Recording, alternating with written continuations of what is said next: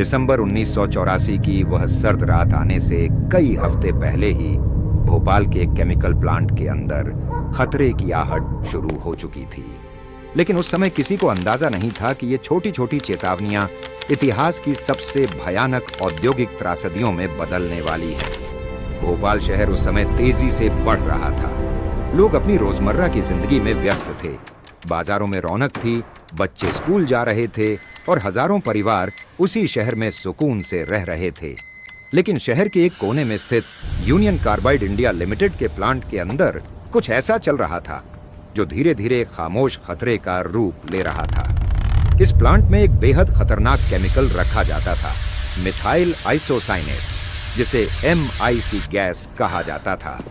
यह गैस बहुत जहरीली थी और इसे सुरक्षित रखने के लिए कई सुरक्षा प्रणालियां बनाई गई थीं, जैसे रेफ्रिजरेशन सिस्टम, गैस स्क्रबर और फ्लेयर टावर। इन सिस्टम्स का काम था किसी भी रिसाव को तुरंत रोकना।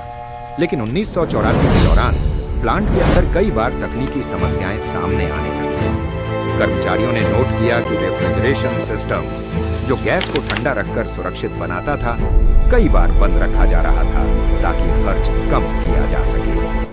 कुछ रिपोर्ट्स में लिखा गया कि सेफ्टी वाल्व्स ठीक से काम नहीं कर रहे थे और मेंटेनेंस में भी देरी हो रही थी। धीरे धीरे वार्निंग्स की संख्या बढ़ने लगी। छोटे छोटे लीक्स पहले भी हो चुके थे, जिनसे कर्मचारियों की आंखों में जलन और सांस लेने में दिक्कत जैसी समस्याएं सामने आई थीं।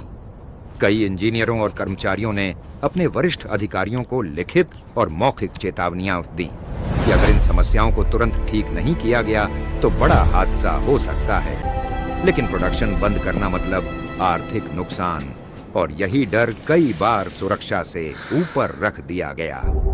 खर्च बचाने के लिए कई सेफ्टी सिस्टम्स को पूरी क्षमता से नहीं चलाया जा रहा था। कुछ उपकरण पुराने हो चुके थे, लेकिन उन्हें समय पर बदला नहीं गया। समय बीतता गया और खतरा चुपचाप बढ़ता गया। फिर आई 2 दिसंबर 1984 की रात। शहर के ज्यादातर लोग गहरी नींद में थे। प्लांट के अंदर एक टैंक में रखी MIC गैस का प्रेशर अचानक बढ़ने लगा। कुछ कर्मचारियों ने अनयूजुअल रीडिंग्स नोट की, लेकिन तब तक बहुत देर हो चुकी थी। रात लगभग 12:40 बजे टैंक से जहरीली गैस बाहर निकलने लगी। पहले तो यह एक छोटी सी लीक जैसी लगी, लेकिन कुछ ही मिनटों में